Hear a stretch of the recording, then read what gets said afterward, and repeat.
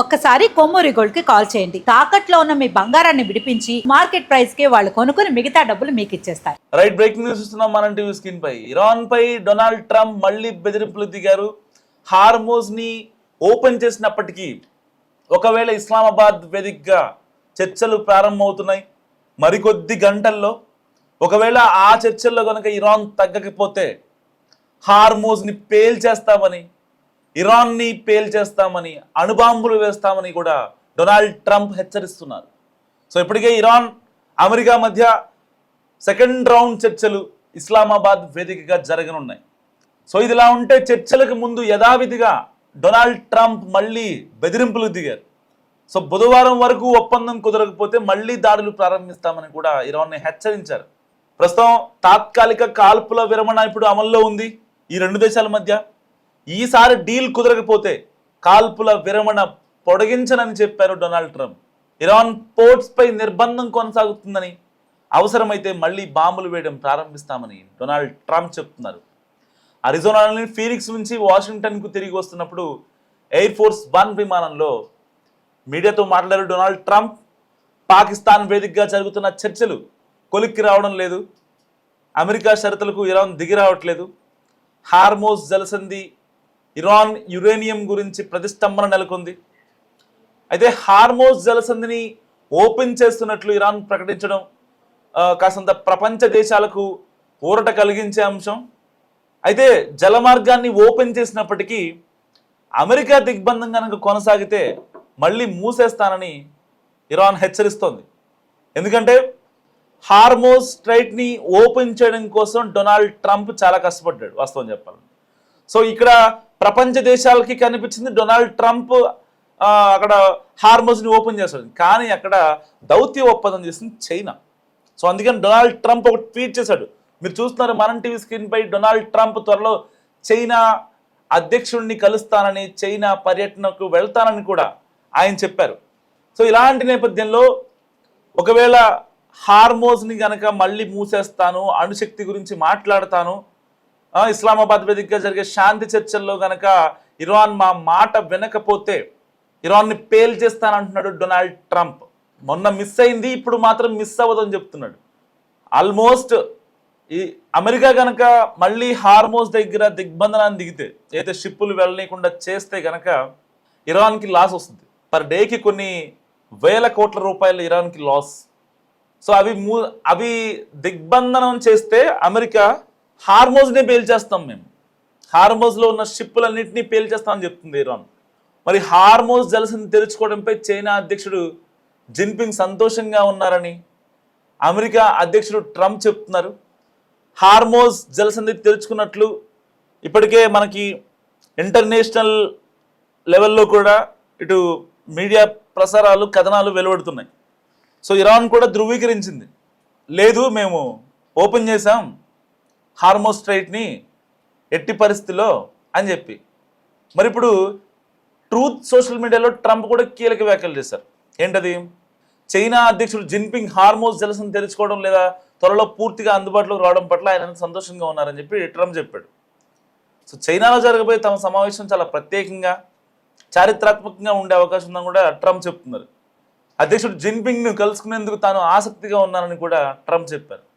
సరే, ఈయన ట్వీట్లు చేయడం వరకే చేస్తూ ఉంటారు, కానీ వెళ్తారా వెళ్ళరా అనేది సెకండరీ బేసిక్. మరి ఇప్పుడు జిన్పింగ్ చాలా కీలకంగా వ్యవహరించాడు. ఇరాన్తో మాట్లాడి హార్మోజ్ స్ట్రైట్ని ఓపెన్ చేయడంలో జిన్పింగ్ పాత్ర చాలా ప్రత్యేకం. ఇప్పటి నుంచి కాదు, దాదాపుగా 2-3 వారాల నుంచి జిన్పింగ్ ఆ యొక్క చైనా విదేశాంగ మంత్రులతో కానీ, అక్కడ ఉన్న అధికారులతో కానీ చాలా కీలకమైనటువంటి ఆదేశాలు ఇచ్చి, మీరు మాట్లాడండి, ఇది ఒక గ్లోబల్ ఇష్యూ అవుతుంది, సంక్షోభం ఏర్పడవచ్చు, చమురు కోసం చాలా దేశాలు తల్లడిల్లుతున్నాయి. ఈవెన్ నాట్ ఓన్లీ ఇండియా, చాలా దేశాల్లో ఈ యొక్క గ్యాస్ ఎల్పిజి కష్టాల వల్ల చాలా ఇబ్బందులు ఎదుర్కొంటున్నారు. రెస్టారెంట్ యజమానులు కావచ్చు, నిర్వాహకులు కావచ్చు, చిన్న చిన్న బండ్లు కావచ్చు, ఇవన్నీ కూడా చాలా ఇబ్బంది పడుతున్నాయి. సో వీటి గురించి మనం ఎలాగైతే ఇరాన్తో చర్చలు జరుపుతున్నామో హార్మోజ్ని తెరవండి అని చెప్పి, ట్రంప్ ఏమో బాంబులు వేసి తెరవమని చెప్తున్నాడు, మనమేమో లేదు తెరవండి కొంచెం అని చెప్పి మనం రిక్వెస్ట్ చేసుకుంటున్నాం. ప్యారల్గా చైనా కూడా అలాగే మాట్లాడింది.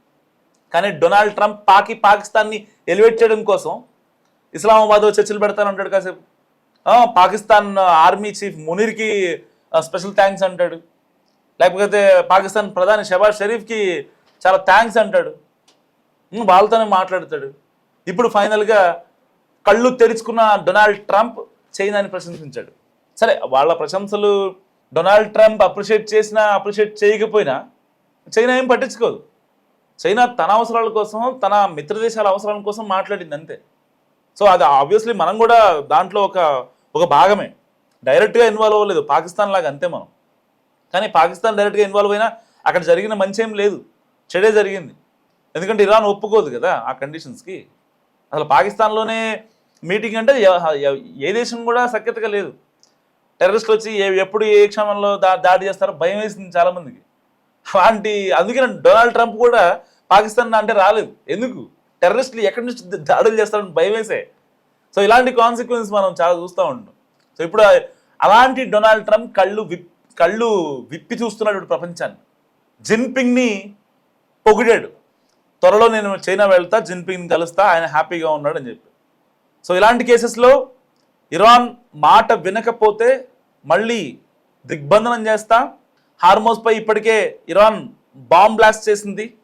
ఒక షిప్ కూడా మంటల్లో తగలబడుతోంది. ఇటేమో ఇజ్రాయెల్ లెబనాన్పై దాడి చేస్తుంది. ఇన్ని కాన్సిక్వెన్సెస్ మధ్య ఇస్లామాబాద్ వేదికలపై సర్వత్రా ఉత్కంఠ నెలకొంది. రెండోసారి ఇస్లామాబాద్ వేదికగా శాంతి చర్చలు, దౌత్యవేత్తల ఒప్పందాలు ఫలిస్తాయా? పాకిస్తాన్ వేదికగా శాంతి చర్చలు మరి ఫలిస్తాయా లేదా? మీరేమనుకుంటున్నారో మస్తు కామెంట్ చేయండి. ఇప్పటికే హార్మోస్ స్ట్రైట్ ఓపెన్ అయిన సందర్భంలో ప్రపంచ దేశాలకు చమురు కష్టాలు తొలగనున్నాయి. బ్యారెల్ ధర తగ్గుతోంది, బ్యారెల్ చమురు ధర. ఇకపై సరిగ్గా హార్మోస్ స్ట్రైట్ నుంచి అన్ని దేశాలకి ఆ యొక్క ఓడలు, నౌకలు వెళ్ళిపోతే కంటైనర్లతో మరికొద్ది రోజుల్లో ఒక 1 వీక్ to 10 days మధ్యలో ఏదైతే ఎల్పిజి కష్టాలు కావచ్చు, ఎల్ఎన్జి కష్టాలు కావచ్చు, ఇవన్నీ తీరే అవకాశం ఉంది. నిజంగా ఇండియా కూడా ఒక రకమైన ఇప్పటిదాకా ఓపికతో ఉంది.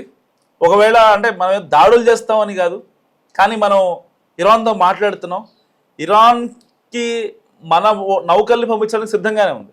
కానీ డొనాల్డ్ ట్రంప్ మన నౌకలను పంపిస్తే పేల్చేస్తా అని చెప్పి అక్కడ దిగ్బంధించాడు. సో దాంట్లో ఇరాన్ షిప్స్ ఉన్నాయి, చైనా షిప్స్ ఉన్నాయి, ఇండియా షిప్స్ ఉన్నాయి, బంగ్లాదేశ్, శ్రీలంక, ఆస్ట్రేలియా, ఇటు జపాన్, నార్త్ కొరియా, ఈ అన్ని షిప్స్ ఉన్నాయి. సో అంటే డొనాల్డ్ ట్రంప్ ఏమో దిగ్బంధించి నేను వాటన్నిటిని పేల్చేస్తా అని చెప్తున్నాడు. అలాంటి సమయంలో జరిగింది ఏంటంటే చైనా దౌత్యవేత్తల వాళ్ళు మాట్లాడిన తీరు ఇరాన్ని ఒప్పించింది. కానీ ఇరాన్ మాత్రం ఒక విషయంలో చాలా క్లారిటీగా ఉంది. ఎట్టి పరిస్థితుల్లో మాకు జరిగిన నష్టానికి పునర్నిర్మాణం, నష్టపరిహారం చేయాలంటూ ఇరాన్ అడుగుతుంది. సో దానికి సంబంధించి డొనాల్డ్ ట్రంప్ ఒప్పుకోవట్లేదు. దానికోసమే మేము ఏదైతే హార్మోస్ స్ట్రైట్ దగ్గర ఎట్టి పరిస్థితుల్లో 18 కోట్ల రూపాయలు వసూలు చేస్తామంటున్నారు. మరి ఆ డెసిషన్ హార్మోస్ పై కంప్లీట్గా మా అథారిటీ ఉండాలనేది ఇరాన్ ఎప్పటి నుంచో చిరకాల కోరిక. అండ్ అణుశక్తికి సంబంధించినటువంటి మ్యానుఫ్యాక్చరింగ్ యూనిట్స్లు మేము తయారు చేసుకుంటాం, మాకు పర్మిషన్స్ కావాలని చెప్తుంది ఇరాన్. 1 కాదు 2 కాదు. సో ఈ కీలక వినతుల్ని మరి అమెరికా ఒప్పుకుంటుందా? ఇస్లామాబాద్ వేదికగా మరోసారి చర్చలు జరుగుతున్నాయి. ఏం జరగబోతుంది? ఒకవేళ ఇరాన్ ఒప్పుకోకపోతే 3వ ప్రపంచ యుద్ధమేనా? ఎందుకంటే ఇటు రష్యా అధ్యక్షుడు పుతిన్ కూడా లైన్లోకి వచ్చారు. ఎట్టి పరిస్థితుల్లో ఇరాన్కి మేము సహకారం అందిస్తాం, లేదంటే శాంతి చర్చల్లో పాల్గొంటామని చెప్పి పుతిన్ కూడా మాట్లాడుతున్నారు. మరి ఏం జరిగే అవకాశం ఉంది? మస్తుగా కామెంట్ చేసే ప్రయత్నించండి.